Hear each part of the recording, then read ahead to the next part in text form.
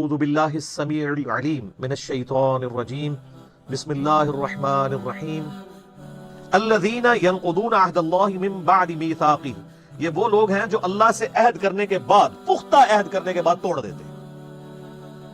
اب ظاہر ہے یہ تعویل خاص کے اعتبار سے تو یہودیوں سے اللہ تعالیٰ نے عہد لیا ہوا تھا، آگے چل کے آئے گا اللہ تعالیٰ نے کوہ طور کو ان کے اوپر صاحبان کی طرح بلند کر دیا تھا کہ اس کتاب تورات پہ ایمان لاؤ ورنہ پہاڑ تمہارے اوپر گرنے لگے۔ کس لیول کا پکا عہد بھی انہوں نے کیا ہوگا، لیکن اس کے بعد توڑ دیا۔ اور تعویل عام کے اعتبار سے ہر انسان نے اللہ سے ایک عہد کیا ہوا ہے، جس کی ڈیٹیل آئے گی سورۃ الاعراف میں۔ الست بربکم، اللہ نے ہماری ارواح سے یہ عہد لیا تھا، کیا میں تمہارا رب نہیں ہوں؟ تو سب نے مانا تھا کہ ہاں تو ہی ہمارا رب ہے، ہماری جبلت کے اندر توحید موجود ہے۔ وَيَقْطَعُونَ مَا أَمَرَ اللَّهُ بِهِ أَن يُوصَلَ، اور وہ رحمی رشتوں کو توڑ دیتے ہیں جن کے جوڑنے کا اللہ نے حکم دیا ہے۔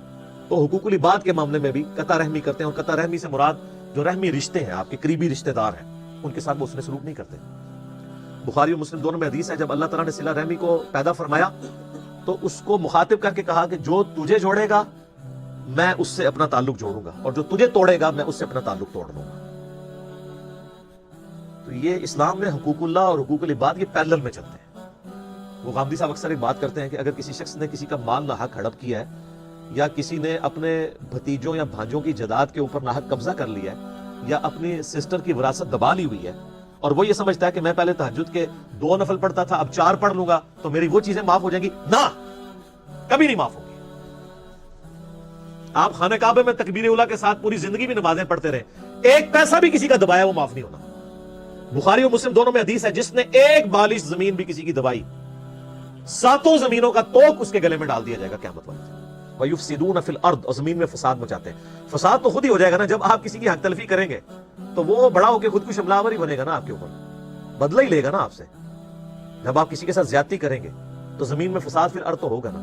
جس معاشرے میں جان کی حفاظت نہ ہو اور مال کی حفاظت نہ ہو، وہ معاشرہ سٹیبل نہیں ہو سکتا، چاہے وہ جتنا مرضی بڑا مذہبی معاشرہ ہو۔ اور اگر معاشرہ بالکل لا مذہب ہو لیکن احترام جان اور احترام مال ہو، وہ معاشرہ چلے گا جو آپ دیکھ سکتے ہیں یورپ اور امریکہ، کتنے لوگ سکون میں ہیں۔ اولئک هم الخاسرون، ایسے لوگ پھر خسارے میں ہیں۔ کیف تکفرون باللہ، تم کیوں کر اللہ کا انکار کر سکتے ہو؟ کیسے کر سکتے ہو اس اللہ کا انکار؟ وکنتم امواتا فاحیاکم، کہ تم مردہ تھے اس نے تمہیں زندہ کیا۔ ثم یمیتکم، پھر وہی تمہیں موت بھی دے گا۔ ثم یحییکم، پھر تمہیں زندہ کر لے گا۔ ثم الیہ ترجعون، اور پھر لوٹ کر تمہیں اسی کے پاس جانا ہے۔ اس آیت کے اندر 2 زندگیاں اور 2 موتوں کا ذکر آیا ہے، جس سے ہر زیرو کو گزرنا پڑتا ہے۔ اللہ تعالیٰ نے جب روحوں کو پیدا فرمایا، جسم تو بعد میں دیے گئے نا ان کو، جن سے روحوں سے عہد ہوا الست بربکم، اس کے بعد انہیں ایک نیند سلا دیا، موت۔ وہ پہلی موت تھی جو ہر ایک پہ طاری ہوئی۔ پھر اللہ تعالیٰ اس دنیا کی زندگی میں اسے ماں باپ کے ذریعے پیدا کرتا ہے، یہ اس کی پہلی زندگی ہوتی ہے۔ اس سے پہلے جو تھی وہ تو روحیں تھی نا، روح اور جسم کے ساتھ تو زندگی یہ بنی نا۔ پھر یہ دنیا کی زندگی گزارتا ہے اور اسے موت آ جاتی ہے، یہ اس کی دوسری موت ہوتی ہے۔ اور پھر قیامت والے دن اسے پھر سے زندہ کیا جائے گا، وہ اس کی دوسری زندگی ہوگی اور وہ ختم نہیں ہوگی۔ بخاری میں حدیث ہے کہ میدان محشر میں لا کے موت کو مینڈے کی شکل میں ذبح کیا جائے گا۔ جنتی جو ہے وہ گھبراتے ہوئے جنت کے کنارے آئیں گے اور دوست کی خوشی کے ساتھ دوزخ کے کنارے آئیں گے کہ شاید ہمیں کوئی نکالا جا رہا ہے۔ پھر اللہ تعالیٰ کی طرف سے کہا جائے گا کہ اب جو جنت میں خوشخبری ہے ان کو موت نہیں آنی، اور جو دوزخی ہیں ان کے لیے عبرت ہے۔ اب عبرت کیا ہے؟ اب ہمیشہ کی ناکامیاں مقدر ہے کہ ان پہ بھی موت نہیں آنی۔ تو ان پہ ایسی مایوسی طاری ہوگی جو کبھی طاری نہیں ہوئی ہوگی، کیونکہ اب امید کی آخری کرن بھی ختم ہو گئی نا۔ اللہم اجرنا من النار، اللہم من احییتہ منا فاحیی علی الاسلام ومن توفیتہ منا فتوفہ علی الایمان۔ تو اللہ تعالیٰ پھر زندہ کر کے تمہیں اپنے رب کی طرف لوٹایا جائے گا۔ هو الذی خلق لکم ما فی الارض جمیعا، وہی اللہ ہے جس نے زمین میں ہر چیز تمہارے لیے پیدا کی، یعنی یہ سب کچھ انسان کے لیے پیدا ہوا ہے۔ اور دیکھیں سر، ہر چیز انسانیت کی خدمت میں لگی ہوئی ہے۔ آپ کسی چیز کا ذکر کریں، ہم آپ کو سائنٹیفکلی پروف کریں گے کہ وہ انسان کی خدمت میں۔ سورج انسان کی خدمت میں،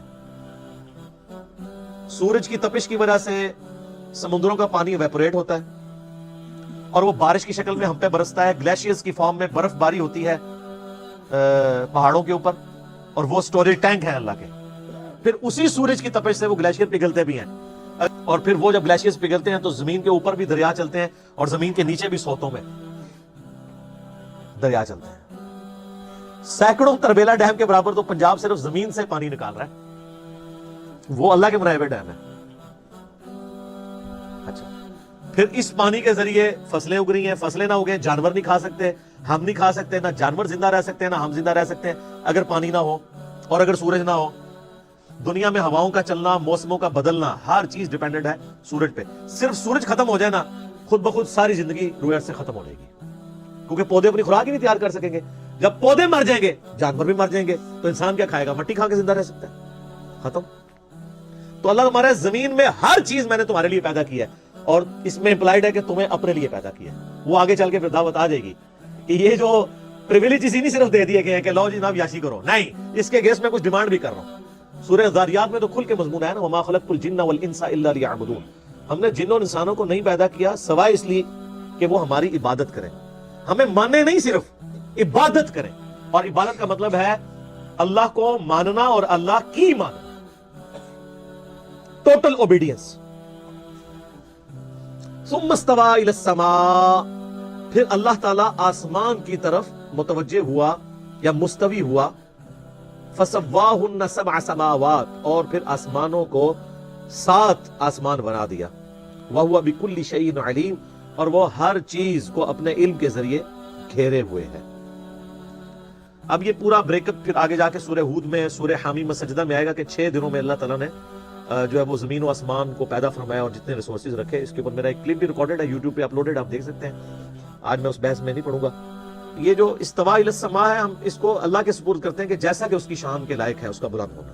اس کی کیفیت میں ہم نہیں پڑھ سکتے، یہ متشابہات میں سے.